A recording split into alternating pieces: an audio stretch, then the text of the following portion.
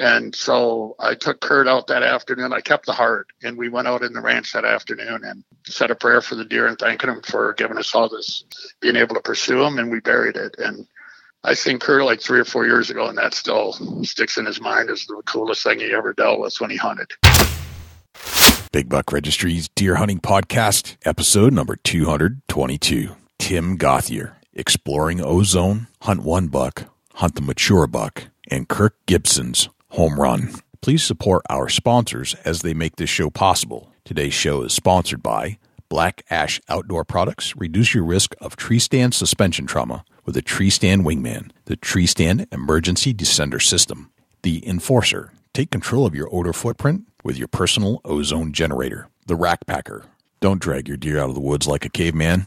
Get the Rack Packer. Covert Scouting Cameras. Remote cameras for hunting, wildlife, and security. The Horny Buck Seed Company. It's all about the freshest seed. Morse's Sporting Goods. A full line of sporting goods without the sales tax. Northwoods Common Sense. New England's finest whitetail deer lures. 100% fresh, pure, and undiluted. And Big Buck merch. For only $19.99, you can get a cool, high-quality Big Buck t-shirt and show support for this podcast by visiting www.bigbuckregistry.com/MERCH.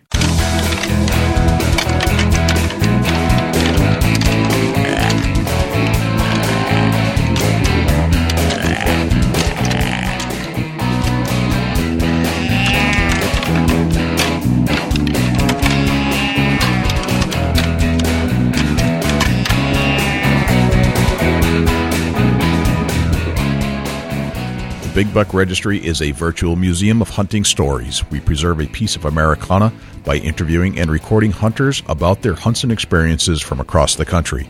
And who knows, maybe we'll learn a thing or two along the way that'll help us take our hunt to the next level.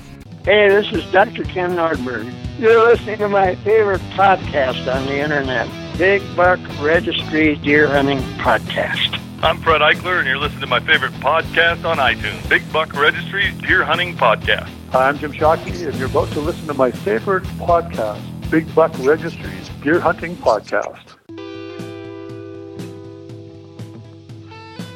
Hello, ladies and gentlemen, and fellow predators. My name is Jay, and thank you for tuning in to the Big Buck Registry's Deer Hunting Podcast. For Dusty Phillips and Jim Keller and the entire staff here at the Big Buck Registry, welcome to this week's show. There are a couple things I'd like you to do for us if you could. If you would, please check us out on iTunes, subscribe, and leave us a review.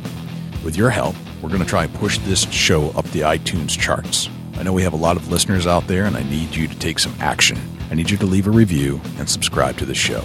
If you do subscribe, that'll give you access and notification each and every week that a new show is released. You can also access this show in its entirety on YouTube, Stitcher, TuneIn Radio, iHeartRadio, and Google Play. It's all right there for you to access on demand at your fingertips. Regarding the harness program, we have an ample supply of harnesses to give away from our volunteer donors. If you're in need of a full-body harness, please send an email to jay@bigbuckregistry.com.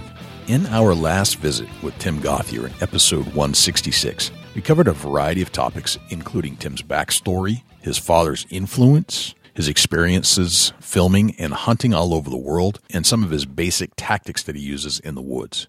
In this show, we dig a little deeper into ozone and how it should be used, an ever-changing outdoor industry environment, and what it means to the enforcer, more of Tim's tips and tricks for hunting whitetail, his hunt one big buck mentality, how he prepares for a hunting trip, and the story of how Tim guided legendary Dodger hitter Kirk Gibson on a whitetail hunt for a buck called Fraser. We'll turn to our interview with Tim Gauthier in just one moment, but before we get there, let's turn to Jim Keller with the Deer News. For the Big Buck Registry, this is Jim Keller with the Deer News. Our first story this week, deer hunting season begins in Montgomery County. This story is from the WTOP, Washington's top news website, and is reported by Mike Murillo. Deer hunting season has begun at Montgomery County Parks in the state of Maryland, not far from Washington, D.C. The annual Deer Population Management Program will take place at parks throughout the county now through January 2018. Deer overpopulation results in overbrowsing, especially of native plant communities on parkland and also residential landscaping in the neighborhoods which surround parkland, said Ryan Butler, a principal natural resources specialist for Montgomery County Parks.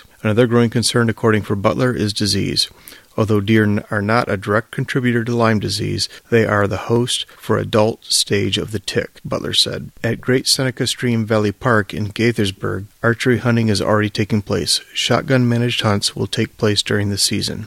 In more urban areas, certified park police sharpshooters will be used. They will conduct hunts from 6 p.m. to 6 a.m. when parks are normally closed. Hunters have been pre-selected and their backgrounds checked from those who registered for the hunts earlier this year. Parks will remain open to the general public while archery hunting is taking place. The 10 parks where shotgun hunting will be allowed will be closed on the days of the hunts. Hunters get to keep the deer they shoot and kill. Park police officers gave the deer they got to the Capital Area Food Bank, which has seen more than 247,000 pounds of deer meat donated from the hunts to date.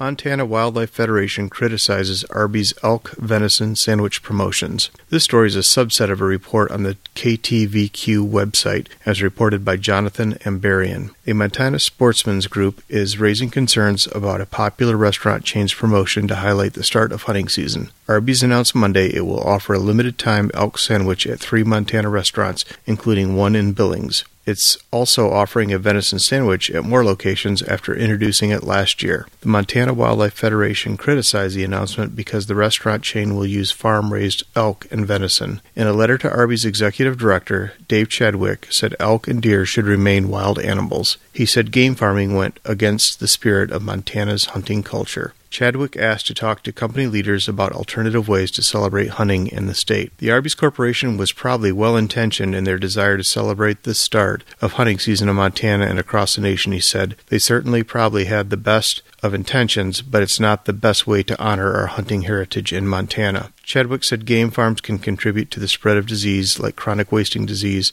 and that they are often used for what he called unethical shooting of animals. Game farms were banned in Montana in 2000 after a voter-approved initiative. Arby's released a response to the wildlife group's concerns on Tuesday. We work closely with a supplier in New Zealand to source our limited edition venison and elk, the statement said. We use the meat that is grass-fed and free-range farmed using responsible practices. Arby's is headquartered in Atlanta. The statement said that the company has worked with the Georgia Wildlife Federation to better understand policies on serving game. Men plead guilty in deer importation case. This story is a follow-up to a story we reported on a few weeks ago, is from the ClarionLedger.com website and is reported by Brian Broom. A pair of Louisiana men pleaded guilty to importing live white-tailed deer into Mississippi. According to the Department of Justice, Southern District of Mississippi, Edward L. Donaldson Jr., 75, and John Jared Oderling, 42, both residents of Pearl River, Louisiana, pleaded guilty this week to conspiracy to violate the Lacey Act for importing live white-tailed deer into Mississippi. It is illegal to import live deer into Mississippi, and under the Lacey Act, it is against federal law to transport wildlife across state lines that were taken, possessed, transported, or sold in violation of any law or regulation of any state. Donaldson and Oderling admitted to conspiring to import live white-tailed deer from February of 2010 through November of 2012 in interstate commerce in violation of state and federal laws. Donaldson and Oderling manage a 1,031-acre high-fenced enclosure in Forest County known as Turkey Trot Ranch. The property is owned by Jill Marie Donaldson, wife of Oderling and daughter of Donaldson. That concludes this week's edition of the Big Buck Registry's Deer News. For links to the stories featured this week, please check our show notes at www.bigbuckregistry.com. If you have any ideas for future topics or have any questions about any of these topics, please email me at jim@bigbuckregistry.com. For the Big Buck Registry, this is Jim Keller with the Deer News. Thank you to Jim Keller with the Deer News. Without further ado, here is Tim Gauthier. Tim Gauthier, welcome back to the Big Buck Registry's Deer Hunting Podcast. How are you, my friend? Good, Jay. How are you doing? And Dusty, how are you both? I'm good.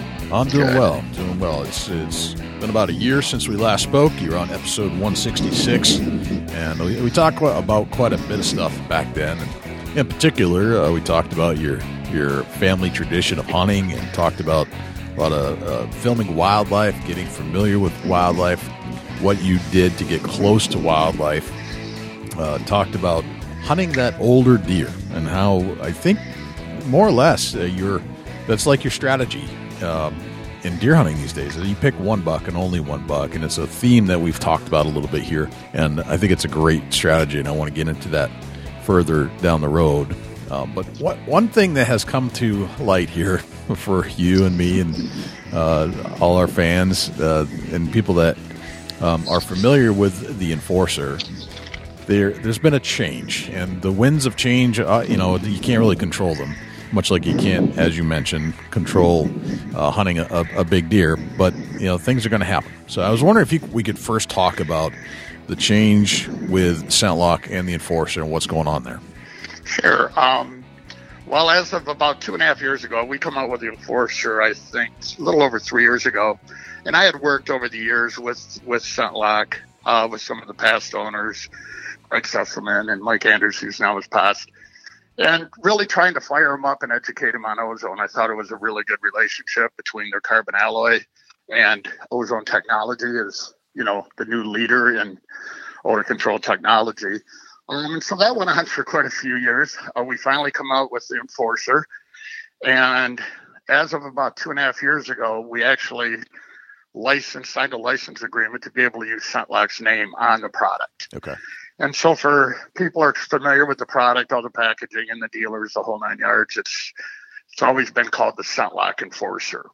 So, like you said, things change in this industry, like the weather, very hard to predict. But you can take advantage of change too, and competition as well. So we had heard through the grapevine that ScentLok, they really weren't standing behind the product too much, and I've been pretty much their customer service with Ozone-related products for quite a long time, and heard that they were actually thinking of coming out with their own product, which was sort of tough to swallow, but, that's big business, and just got to go with it. So as of probably 3 weeks ago, talked with ScentLok, and we're actually pulled the name off. So now it's strictly called the Enforcer. Okay. Same unit, same product.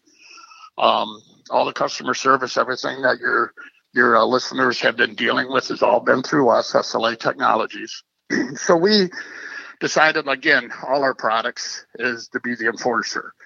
I think it's a great name, a typical enforcer. If anybody knows about hockey, that's the person that goes and cleans up the ice. Right. And so I think it's really fitting. People really know about it. And so what we did is we're really starting to promote more of the Enforcer Zone. In fact, that's what our booths are going to be called. A lot of marketing is going to be enter that Enforcer Zone. And the Enforcer Zone is pretty much what our products are for, and that's for taking control of your odor footprint. And the only way to take control of your odor footprint is by being in an enclosed area. I think you guys know you've used a product now for over a year, and to be able to apply the right amount of ozone, depending on the severity of odors, is huge. And, through all our scientific testing, all our research, all of Ozone's testing and research, besides OSHA standards, which is outdoor ambient ozone, is all done indoors, and it's all done in enclosed areas, so you can take control and apply the correct amount of ozone. Yeah. So, it's a change.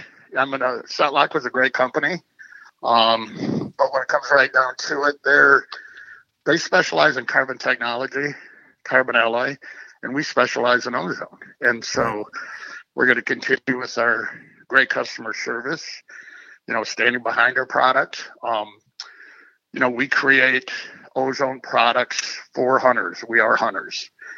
And we're going to continue to go forward, release new and better products. We actually got a couple I can't really share right now that are coming out that I think are going to be incredible additions to our product line.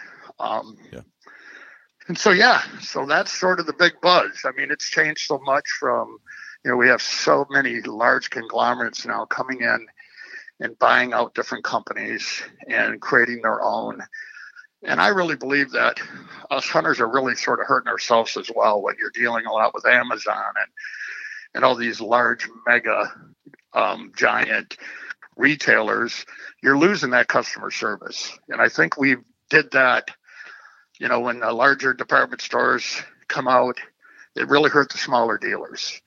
And then now social media is coming out and it's hurting our large box stores and stuff. So, but what everybody's neglecting is the fact that when that little archery shop's gone, they're going to have no customer service. And so I just hope that our industry can start thinking about more about where they're going. Go to your local dealers, get your products there. They can educate them on it. They can take care of great customer service. But the world's changing fast, and it's hard to keep up with. But there's one thing we're not going to do, and that's forget about our customers. So, right. Gotcha. So yeah. Well, I love the little unit. I think I've used it on so many different applications. I've used it in bathrooms. I've used it in my wife's car. She bought a used car and it had a smoker smell to it. We used it in that a couple times and knocked it way down to the point where you can't smell the smoke anymore. I've used it in all hunting applications. I use it almost daily. Now, when I come back from my hunt, first thing I do is I throw it on the hour supply in my tote and I let it rip and put all my clothes back in there. So they're always being washed, so to speak, with Ozone every single night. Correct. Love it. Took it on my trip to Maryland, expecting it to be warm, but it actually ended up being cool. But I was still able to basically live out of my Jeep with the tote and the Ozone treatment in the tote. So it's such a convenient little package that produces a heck of a lot of ozone to the point where you can smell it and your clothes absorb that ozone smell. You can pull them out and they smell like ozone, but still at a safe level as you discussed.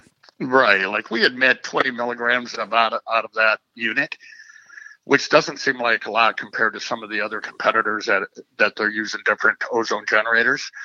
But we're wiping out a hockey bag in 3 hours. So we're trying to educate the industry a lot more about the use of ozone and how to use it correctly.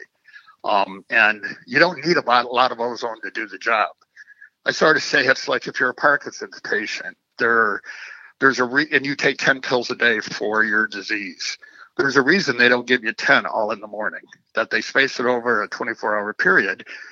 And that's because it's probably harmful. Well, I believe that using too much ozone on applications, we already know that it will work on elasticity of clothes over an amount of time using ozone, and that's high concentrations of ozone. So we've got a product that we're admitting enough to do the job, but I would rather, for instance, we had a freezer go out, a buddy's out and he spoiled.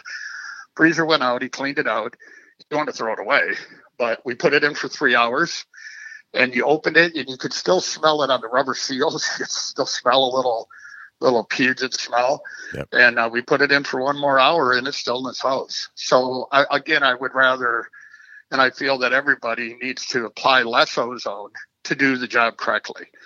And so, yeah, it's worked out incredible for me over the years and a ton of other people. I mean, my pro staff is just tearing them up this fall, and just got a lot of great testimonials and uses, and the versatility of the product, like you say, it's something you can use year round on unlimited applications. So that's right. The beauty of it. I do love it. My son's an athlete, so I've used it in his gym bags. I've used it in a cooler. They accidentally forgot that there were some meat scraps in it after a week, and it got kind of, really rancid.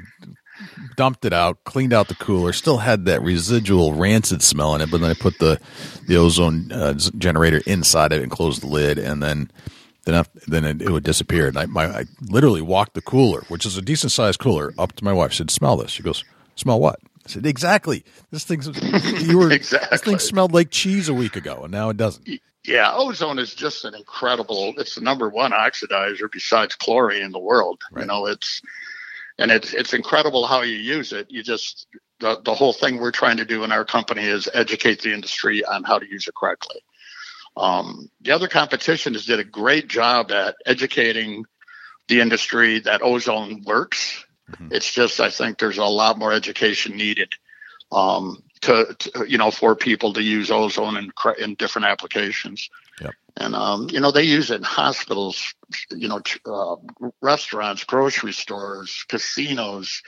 I mean, you name it. They use water treatment, but they apply a correct amount. So it's healthy for people to breathe. But we walked in to SHOT Show this year, and both my partner and I, we walked into a casino and looked at each other and went, ozone. We could smell it right away. And when you think about it, the old days, when they smoked, you could smell it everywhere, in your rooms, everywhere, and you cannot smell smoke at all, and people are still smoking in casinos. So, there's so many different applications from cleaning food to, countertops to disinfecting to Lyme disease and cancer treatment. It's just unbelievable. Right. And the more we research it, the more we learn how incredible it is. So, right.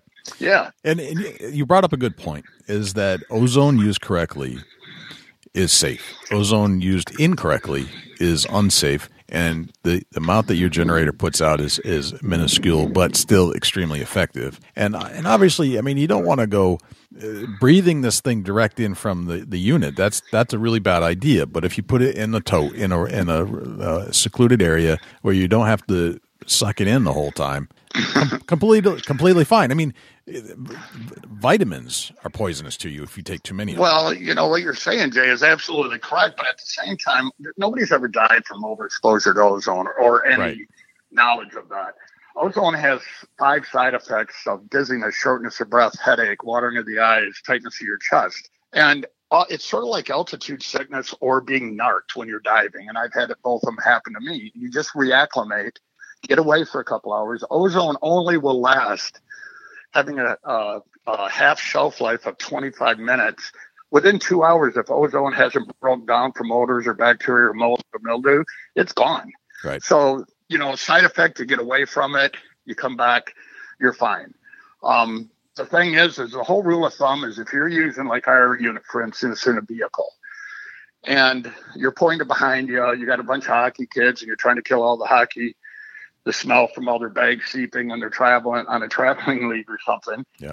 And all of a sudden you start smelling too much ozone when it's not pointed directly at you, shut it off. Right. It's did its job, because our unit doesn't emit so much that it would be almost over amount of ozone. So, again, another layman sort of term I tell people is it's like filling your truck up at a gas station. Right. If you get a whiff of gas once in a while, and that's okay. But if you stick your nose in the gas cap, you're going to get dizzy. Right. So, again, the concerns of the consumer is understandable, but I've yet to hear too many people talk about household detergents. And, of course, none of us use they're nasty. They're not government regulated. There's some nasty stuff that have 10-fold more side effects than ozone. But they don't even have to put it on the spray bottle or whatever. But you don't see people going and spraying it up their nose either. That's right. That's right. So right. Again, it's just how you use it correctly. And when used correctly, oh God, I keep saying this and I got to quit, but knock on wood, in 6 years, I've not been blown out in a tree stand, and I don't use it outdoors. So right. I'm doing something right. Right. Gotcha. It's a game changer for myself as far as when I leave the woods and I'm headed home and I need to stop and get gas or stop and get something at the gas station and take home for dinner or a grocery store or my buddy's place. Before I would change all my stuff and tuck it away, and it was like a top secret mission every time I went to the woods. But once I got the Enforcer in my hands, it really changed the way I don't care anymore. I can always treat it when I get home, and it'll be clean by the next day. Right. That was a game changer for myself. Dustin, you had an experience with the Enforcer last year, actually in a hunting application where you treated all your equipment and clothes with it, and then actually went out and shot a good buck. You want to share the story with us a little bit? Yeah, absolutely. It's something that I won't go to the woods without my stuff being treated with it. Real fortunate that the Enforcer got in my hands, and I try to every time, routinely. You're going to get odors from your vehicle. You're going to get odors from just the air in general, being around your house or wherever your hunting clothes hang out at. But you get a toter, you treat your equipment, you go in, you spray your boots down, you treat your boots. You can take the Enforcer with you right there to the woods at your truck, run it a few times over your clothing before you head into the woods. It'll work for you no matter what. Deer's going to come downwind. They're naturally going to be okay with the smell of ozone because it's created when the weather hits and lightning strikes, and it's already in the woods, and they know the smell. They recognize the smell, and they're okay with the smell. That's the unique thing about ozone. So once that deer gets downwind of you, they're going to get a little hit of that ozone smell. And they're going to sniff, but they can't human. Does that make sense to you? Right. Yeah, I mean, I think it's not as much. I think if you got over amount of ozone or using it out there, that's the case. But I think that, the amount of ozone the enforcer does put into your clothes, it really doesn't hang around that smell too long in those clothes, even on a 3-hour treatment.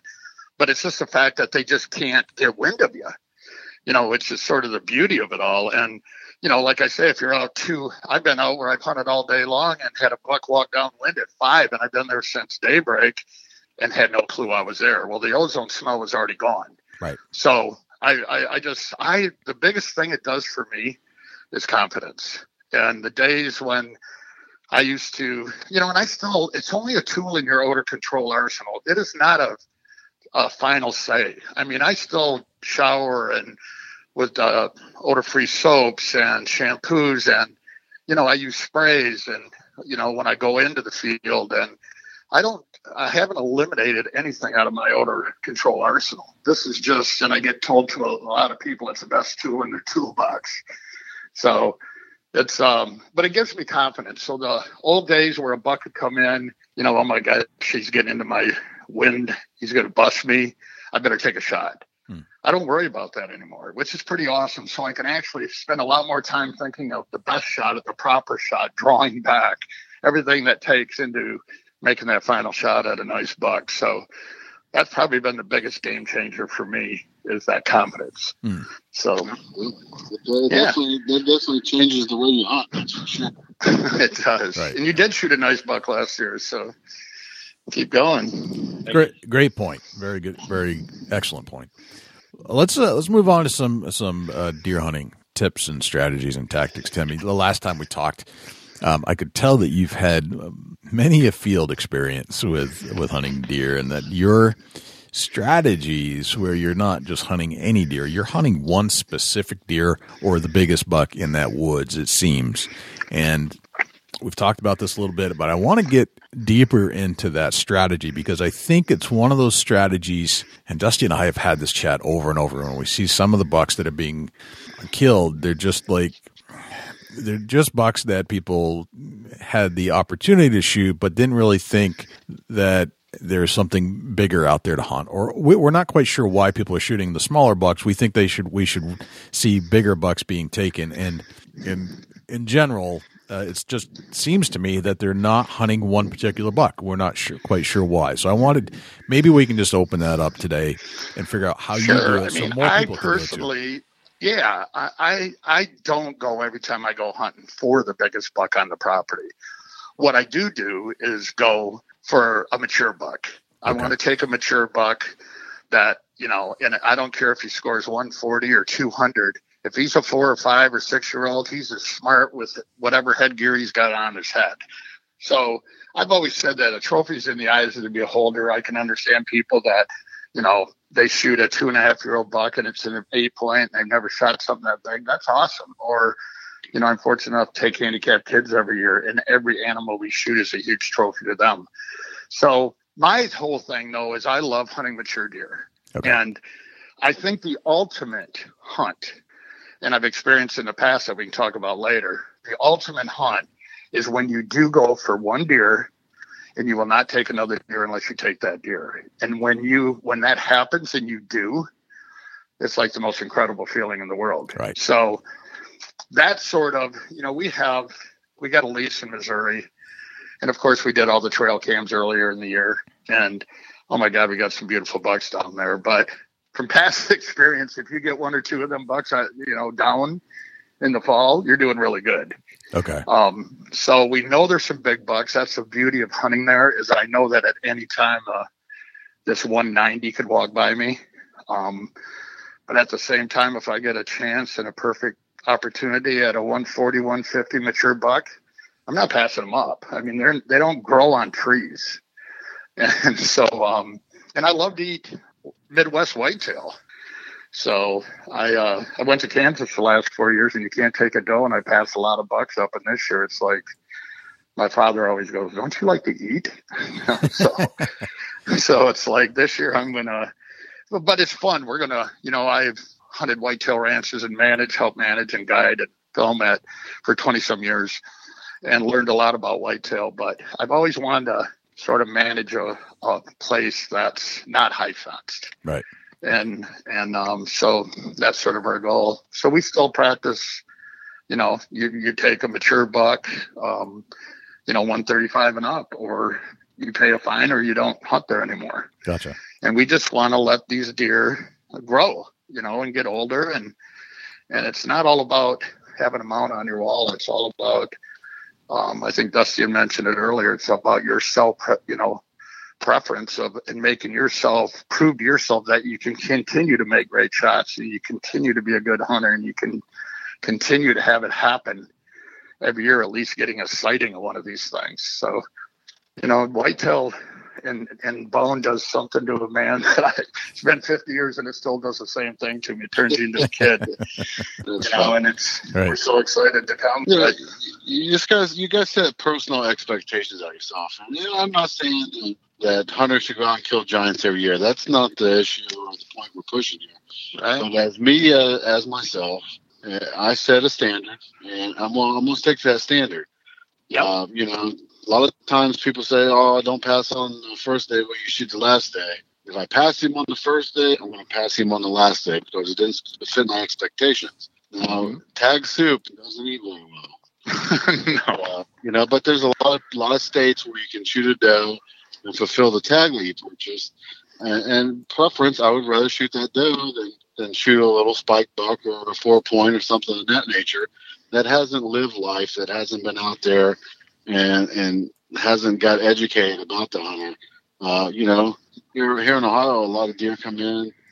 They come in and you can almost notify them that you're there. And when they're young, they don't react like a mature deer. They don't sense the danger. They don't sense the death that's upon them. And I'm not saying it's a lot easier, but a younger deer is more successful. You get away with a lot more. Yeah, sure. You can definitely make way more mistakes and be successful. Where a mature buck, he comes in, he senses something ain't right, he's gone. Yeah. And it's a challenge. It's a self-preference. It's expectations on myself personally. And I'm down for a challenge. I'm mentally capable of forcing myself to set some standards. And that's what my guidelines for my yearly hunts. And, it's awesome. Use your trail cameras, get educated on what deer's in your area before you ever go in and hunt. Right. Absolutely. And I get a real quick story 20 years ago. And it's awesome how that is a lot of the mentality of hunting now is management. QDMA has been huge at that. And, letting these deer, go so they can grow. But about 25 years ago, I was a guest speaker. I was working with a doctor who actually came up with the concept. He had 2 bucks in a pen that were brothers. And one was an 8-point and one was a spike horn at 1.5 years old. The next year, the spike horn was a 10 and the 8 was still an 8. And so we had all this. This was right when everything was really, it might have been 30 years ago. I'd have to really think about it. But long story short, so my father's a member of a large hunting club, 10,000 acre hunting club in Michigan. And I was a guest speaker at a deer hunter roundup. And it was all about talking about letting the spike horns go because they can turn into larger bucks down the road. Well, my brothers yanked me off the stage because people just were, it was like a riot. Nobody was dealing with it. You're not going to tell us what to shoot. And I ended half my speech. I was gone before there was a big fight broke out. But a lot has changed at that time. A lot has changed. And it's all about conservation and ethics and being a true hunter.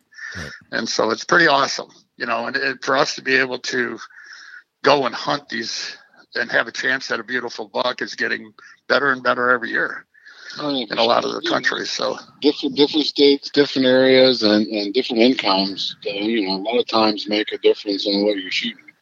If you're out there and you're going through tough times and you need meat in your freezer to feed your family, you shoot whatever walks in front of you. And that's absolutely. That's the way it should be. We're on the same wavelength, that's for sure, same page.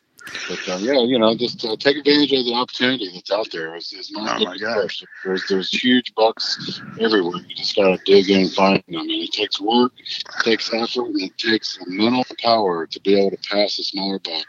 to be able to shoot a bigger buck. And that's something that was tough for me to understand for several years. They had nice antlers that come in. I was able to make a great shot. Now it's to the point where it's being able to have a deer that has nice antlers come in and say that's, I recognize, that's a 3.5, maybe a 4.5-year-old, maybe. And I'm going to pass. I think there's better, and I think there's bigger. And I think that I'm going to be down for the challenge of sitting here longer to try to harvest that bigger buck. And that's something that it's a preference and a personal priority that I've set in my own mind. And it's great if you kill a smaller buck, all deer trophies, really. Absolutely.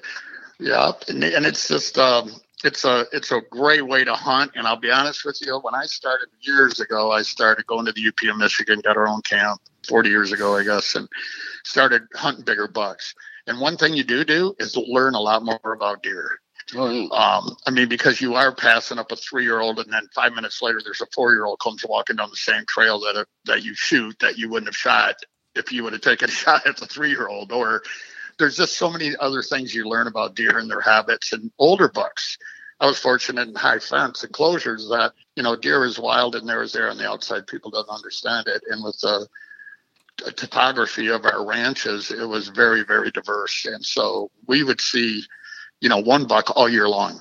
It was crazy. Or we'd think somebody had taken it through the fence. So I learned a ton about whitetail there, but hunting big bucks and going to different areas in different parts of the country and hunting whitetail, and whether it be the Coues deer I hunted or blacktail or mule deer or whitetail, it's just I've learned a ton by setting the same standards you have. Yeah, and that's what it's all about. So I tell a lot of people that become the deer. If the weather's bad, the deer's got to eat. Where's the deer going? And you'll literally walk your woods when that weather's terrible, even though it's not the right thing to do, be in the woods when the weather's terrible. But if you're just learning and you want to get some knowledge, let it snow real big. Take a walk through your woods and find where them deer are hanging out. They'll educate you on what they're eating, where they're sleeping, how they're living. Absolutely.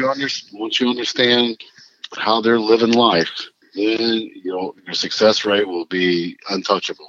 And that's something that you can only talk about it until you get out there and experience. It's just not something that a podcast or a video is not going to educate you how your deer and your area is going to. That's right. That's very true. Very true. Tim, how are you getting ready for Missouri right now? This time of year, how do you prepare for that hunt? Well, first of all, of course, shoot my bow a lot. But the beauty of having a lease too is really starting to pay off this year. You go to an outfitter, and we still hunt Kansas and everything with outfitters. It's all great. But if you have a 4 or 5 day window to hunt and you got 4 or 5 days of terrible weather, or it's 80 degrees or something, it really puts a damper down on your hunting.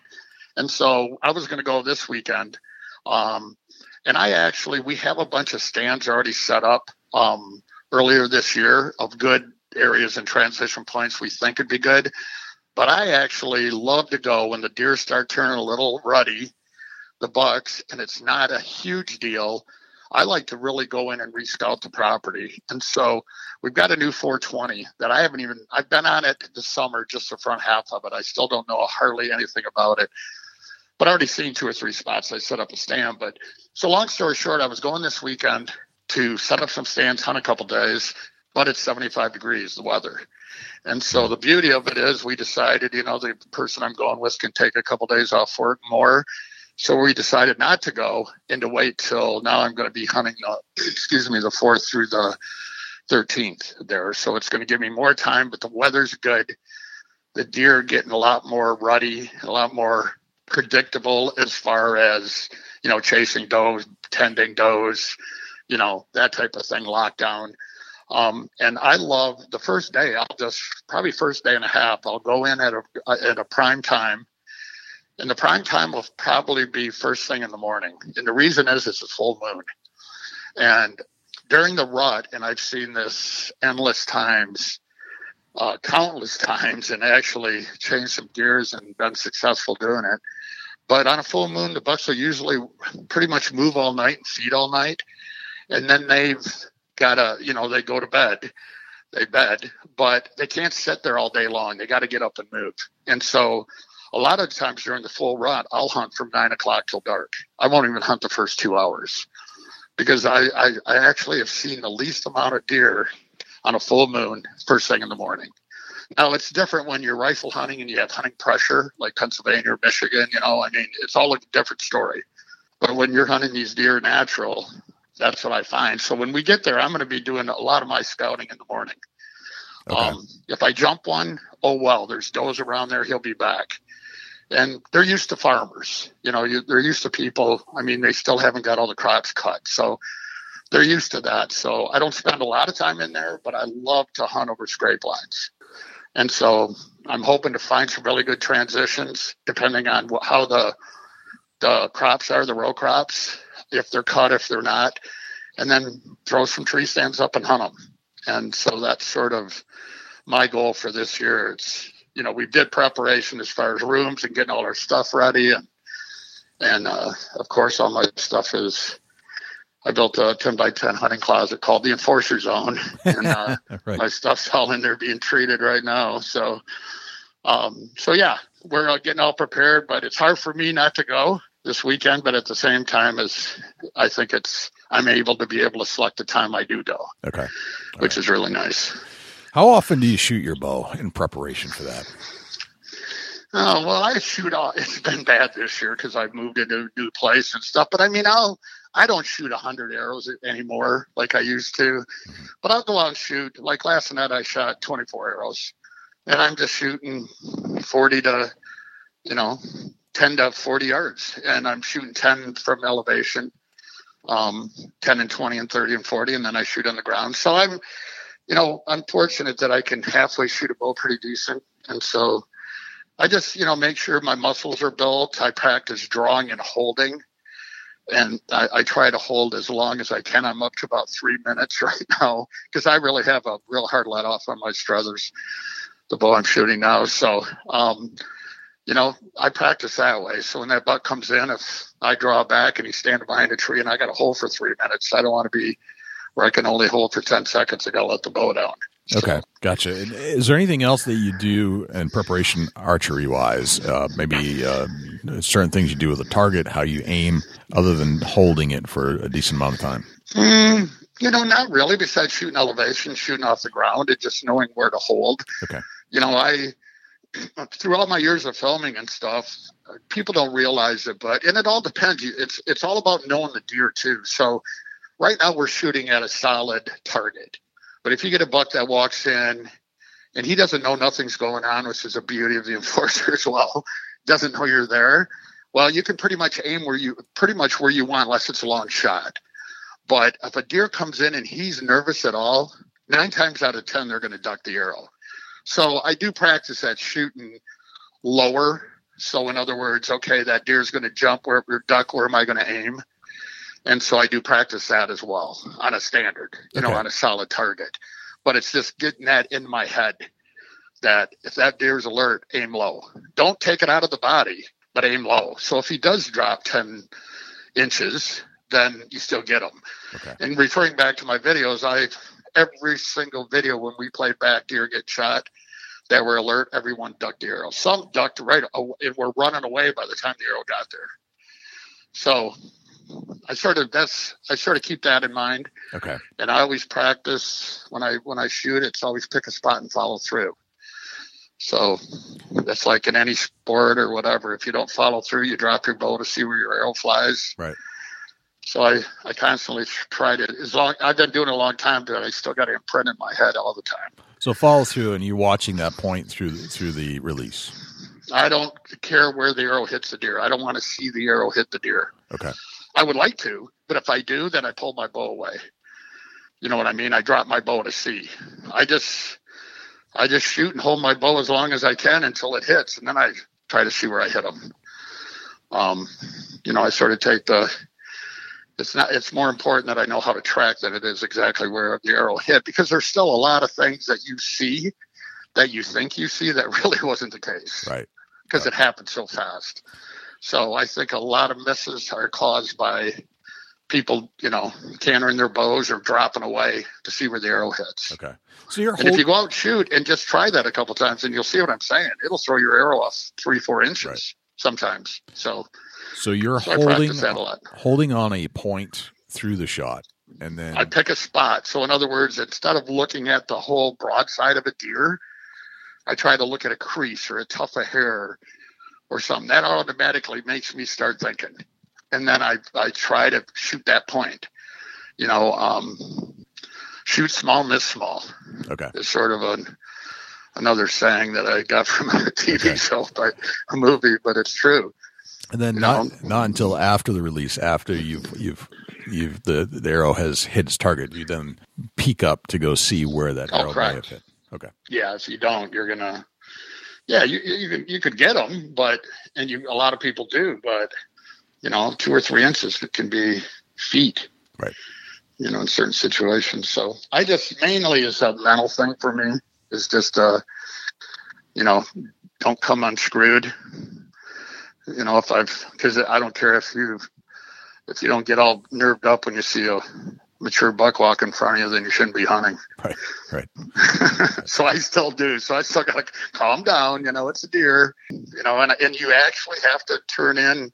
I always say harvesting animals, but you have to turn into a killer. And that is for the safety, I feel, of the deer, or for the sake of the deer as well. I want to make the best shot I can possible on that deer, so he doesn't suffer and I don't have to track him for 4 miles. Right. That type of thing. So I owe that to the deer as well. Yeah. The good shot is really for the benefit of the animal. Oh, absolutely. And us, so that we can find it and recover. Can find it in a quick amount of time, so you can recover the meat. Right. Are all of your shots or are all of your hunting positions in this Missouri location, are they elevated, or are you doing any ground blind hunting? It all depends. We have ground blinds. Okay. We don't have any set up as of. I guess we do have one on a 40-acre piece we have, but most of it's elevated. A lot of the stuff we put some beautiful Millennium 21-footers up. So we got them stretched over for a few people that aren't physically able to still climb trees. I personally still love climbing trees and setting up a stand and hunting it. And I don't use climbers, and they're no good in Missouri anyway, because you can't find a straight tree. So, but yeah, if I find a spot off a creek bottom or a bank or something that there's just no way to set up a tree stand, then I'll hunt off the ground. Okay. Gotcha. Do you have a preference? Tree stand. Tree stand. Okay. Yeah, I like to be able to see 360. And I don't like sticking my head out a window all the time in a blind. Yep. But whatever it comes down to, I'll hunt in it. So, but mainly the majority of my hunting still, till I get too old where I'm freezing, is hunting in a tree stand. Gotcha. What other things should we as hunters think about as we're trying to hunt that mature buck on the piece of property? When, just in general, to take yourself from the standard hunter to the mature buck hunter, what other little things can we do? Well, our biggest thing is I learned the top, and it's so easy now with Google Earth to be able to really learn the structure and the layout of the property before you even go in there. I try to get certain points that I can access from that are going to be the least obtrusive. And then sort of knowing when whitetail do at that time of the year is huge. So, if you still got a standing crop up and you're hunting off that standing crop, you're going to, and it, depending on the wind direction as well, I'm not as concerned as I used to be about wind, but I still play it. But if that standing crop's there and the deer are funnel out of there in the morning to go and you're in a bedding area, you're going to want to hunt that blind in the afternoon. Because like Dusty said earlier, you bust a big buck a couple times. You can get away with it once, especially during the rut or when they're out combining and stuff. But you're out just wandering in the woods and in his bedroom and you bust him a couple times, you might get away with it once, but not twice. And so, when I go out there to set my stands up, I will not be going in their bedroom by any means. But I will also, in the past where I used to, because a big buck will always come, and I've heard this from a ton of people and I've experienced it a bunch. is they'll always come downwind of their bedding area to sort of smell what's in their bedding area before they enter it. Right. And so we would always set up, to where that buck, we would be downwind of that. And now I've set up, if I find a spot that is sort of iffy, because I have so much confidence in my odor control, that I will set that spot of trying to catch that buck coming into his bedding area. Does that make any sense? Yes. Yep. Okay. So that's stuff we do. Stay out of there as much as possible. Don't wander around. I mean, the biggest thing people do is they'll hunt for 2 hours, and a lot of it goes to outfitters. That outfitters know them deer and know that area and know the properties. And the worst thing is these guys they'll hunt for 2 hours and then wander around the property. Well, I think it was 2 years ago or 3 years ago in Illinois, I had a group of friends go down there. And one guy had got out of a stand and wandered, and they seen a picture of him on the camera. That's how they found out he was walking around at like 12:30. 10 minutes later, the camera at his blind, this big pig walked in, and he was out of his stand. So, it's hard to sit all day. I'm fortunate that I've been doing it my whole life in Michigan, where some guys out west are going, "Are you crazy?" Because they're so used to spotting and stalking. And it's tough to sit there all day long, but I try to get in as quiet as possible, less obtrusive as possible, get up my stand and hunt it. Right. So, there's so many different tips and stuff, but learning your property. And again, besides getting on the ground, you can tell where to go into and where to go out of just sitting off Google Maps. Okay. And zooming in, and they've got a lot of other apps out there now that are even a lot more incredible, as far as property lines and all that kind of stuff too. So, which I have to download myself. How close to the bedding areas are you setting up? It depends. I mean, in the morning, I'll go in an hour before daylight and sit in a bedding area. Okay. I don't stay out of the bedding areas. I'm talking about if I'm going in to scout or to decide where I'm going to hunt. Mm-hmm. But I hunt in bedding areas too as well. I just won't go in a bedding area and hunt in the afternoon. Gotcha. All right. So if they're there during the day, you'll stay out. If you think they haven't arrived yet, you'll go in. Well, yeah, an hour before daylight, you still got a good chance that they're not in their bedding areas yet, or you're going to take the chance of busting them. Right. That's part of it all. But again, I've made spots to where I clean every limb to my blind. So when I get out of a creek bottom or something, I'll sneak in as much as I can. My cousin up here just shot a nice buck opening day, and it was in a field, and he couldn't get to it in the morning without busting deer out of it. So he spent the night in his blind, and he got it. So it's you just have to again, I try not to bust the property up too much. Right. And try to keep it as natural as possible. Gotcha. So yeah. Very good. Doesn't always work, but I've had some pretty good success over the years, and I've never shot a Boone and Crockett buck. I've taken a lot of Boone and Crockett animals, but never a Boone and Crockett whitetail. And my biggest was 150 something. I've shot a lot of mature bucks, but I've just never had that. I've had never had an opportunity. I had an opportunity, but it was a long story. Cameraman sort of scared a monster 8-point in Alberta away. But, I just, that's why I hunt mature bucks, but I would love to have the opportunity to take a big buck before I'm gone. I mean, a mega buck, I guess I should say. Gotcha. Okay. So. Very good. What, we always talk about memorable deer stories, and it sounds like you've got a few focus points that you like to do when you're actually hunting yourself. Last time we went on a memorable deer hunt, it was about your son, and we wanted to talk about a different story this year. And you said that you actually had done some guiding in the past. Correct. And with a fellow who's most appropriately recognized this time of year, Kirk Gibson. Mm-hmm. Can you tell us the story? Yeah. I've known him for a long time. I played football against him in high school. He was no a couple kidding. Years younger. Is that right? Yeah. Yeah, I went to Waterford High, and Kurt's dad actually was a teacher, and he played for Waterford Kettering at that time. And so I knew him back then, but, just passing different high schools and stuff like that.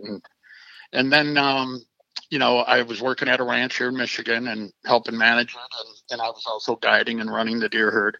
And Kurt Gibson and David Wells booked a hunt with us. And which was pretty cool. So I was, of course, Gibby's guide. And I went, David Wells had never shot a bow before. So I met him in Florida at training camp and actually took him on a pig hunt. He shot his first pig with a bow. And now, long story short, Kurt and David own their own high fence ranch in Michigan. Right. So that's how it all sort of led into it. But Kurt got there that first year, and we had one buck on the ranch that I could swear I thought he was at his peak. I thought he was 6.5 or 7.5, and he was an incredible buck. Big drop tines, and our largest buck of the ranch that we would see once or twice a year. It was crazy. We called him the Ghost.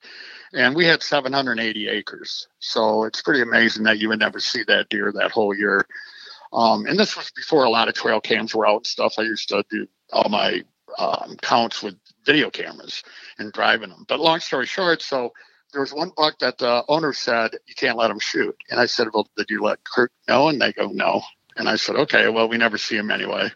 Sure as heck, about the third night, it's snowing like crazy. And right at dusk, here's that big buck working a scrape. And Kurt's underneath me, and the buck starts walking towards us, and I'm going, oh, my God. And he gets finally 45 yards, and Kurt, I mean, he used to get so excited that you could actually see his heart pounding on his shirt.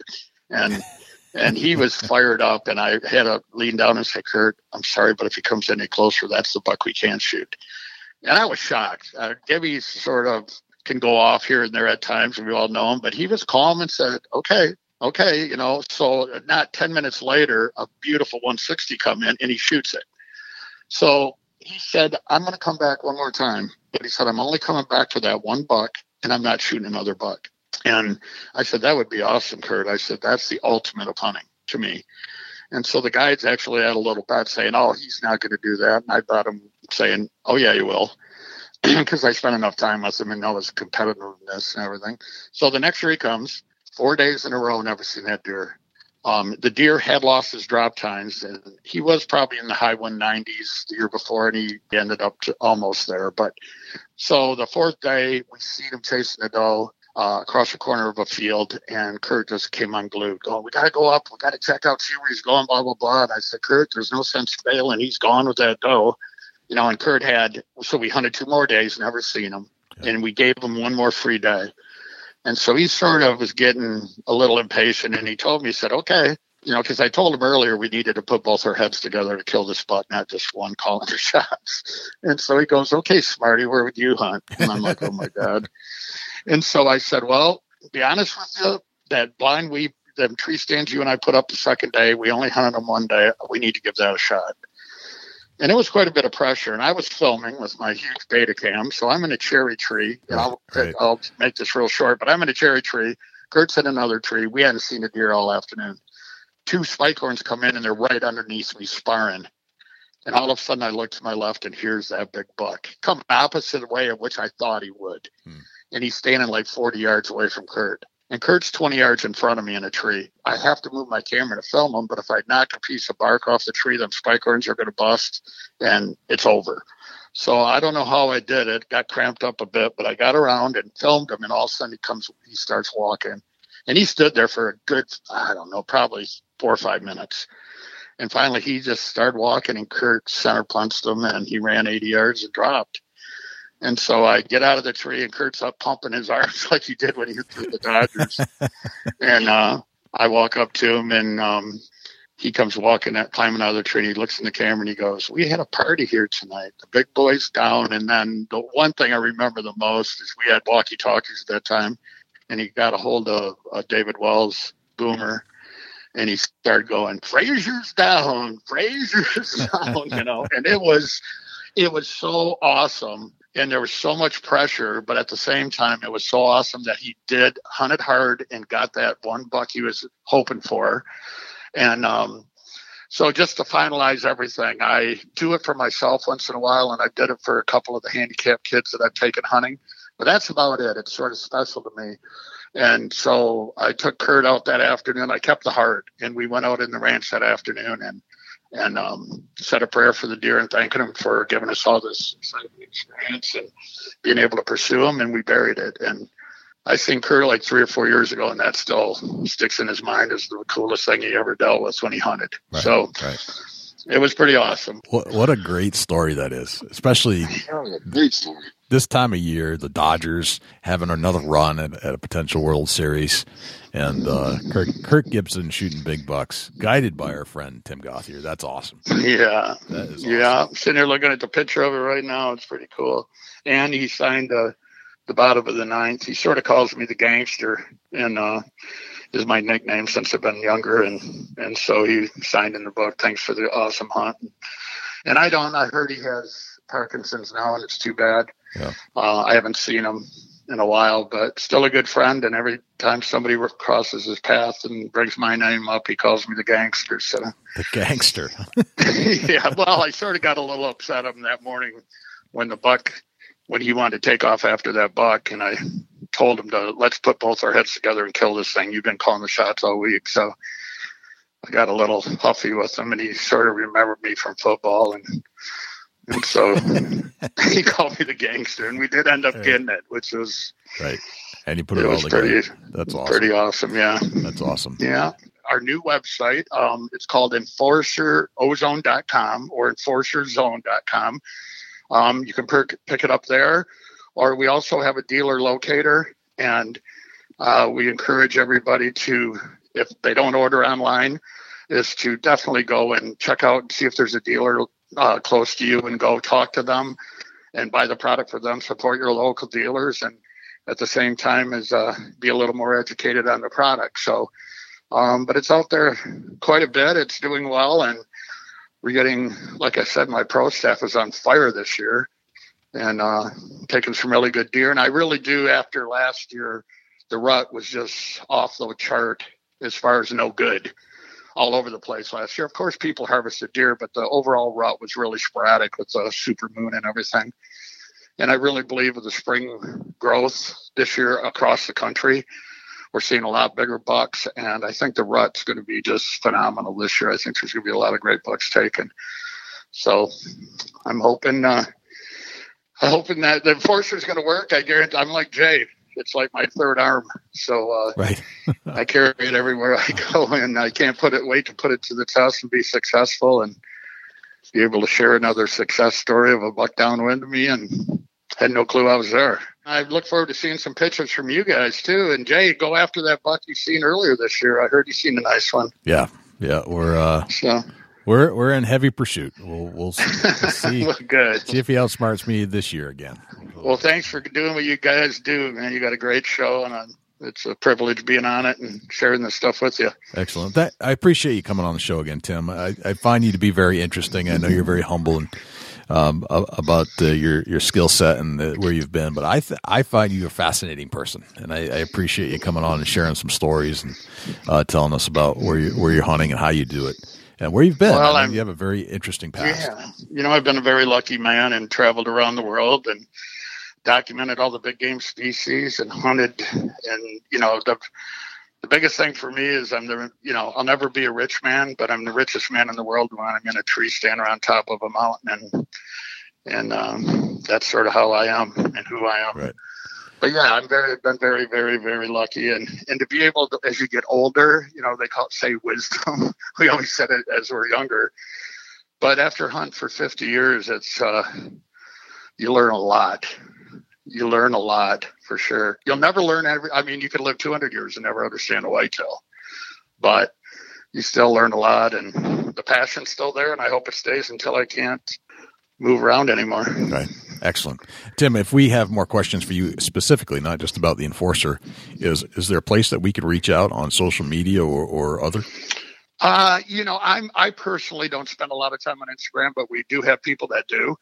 But they can always go to our info at EnforcerOzone.com and get a hold of me that way if they want to ask any questions to our customer service. Or, they can contact me through our business line, is on our website and everything, and I will get back with them right away or share my cell phone with them. But our whole goal of our business is continually, there's automation and animation and machines. I'm just getting sort of burnout on trying to find out about anything, by calling some customer service. And we're going to I don't care if it's going to be 10 people on staff. We're going to constantly talk with people, answer questions, inform, educate.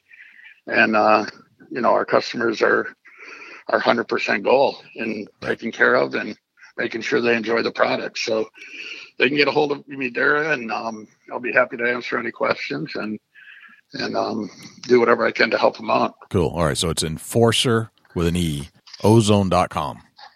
Yeah. Or Enforcer Zone. It's just, it'll go to either one. Enforcer Ozone or enforcerzone.com. The Great American Outdoor Show, all our shows now, all our booths and our marketing going forward will be the Enforcer Zone. Okay. So whenever you hear the Enforcer Zone, that's all our products. All right, very good. And I know you said you got a couple of things coming out. Can you give us a little hint? Well, a couple of ones Ozone related. Okay. Maybe two, as far as another generator of sort that'll do different things. But we've got something that I just can't sneak it out yet because, as you well know, what's happened in this industry, I mean, it changes every 2 days. And it's sad that these larger corporations and manufacturers are, it's all about money and dollars. It's not like the old days. And I'm hoping while I'm alive to keep it the old days. But it's going to be something that's going to be huge. It's going to be something new nobody's really come out with, and it's going to work hand in hand with the Enforcer. So, all right. Well, now I got to know. I can do, it's going to be gone. I'll tell it right now, and in 2 weeks, somebody else will be making one. That's how our industry's going. You're absolutely right. So, yep. Yeah. Excellent. Awesome. But it won't be long. We'll be sharing it. I can't wait. Now you have it's pretty now cool. You have my head buzzing. What is this? That's good. Makes you think. Yep. Good, man. Well, I appreciate you coming on the show again, Tim, and thank you for doing the things that you do in the outdoors and creating such a fabulous product. I love mine. Thanks, buddy. Looking forward to some other good stuff. Good hunting for you, too. I'm looking forward to seeing some pictures. Thank you to Tim Gauthier for joining us on the Big Buck Registry's Deer Hunting Podcast. It's always a pleasure to have him on the show. I find him a very intriguing and fascinating hunter. He's certainly had plenty of experience, and I enjoyed going a little deeper on Ozone and what it means to him, and the story about how licensing is done and how the Enforcer got to where it is today, where it was ScentLock, now it's Enforcer. Definitely a story that represents the outdoor industry as a whole. It's ever-changing. And, of course, Tim always is helpful, giving us some tips and strategies on how he hunts. Certainly knows how to hunt. He's a successful hunter.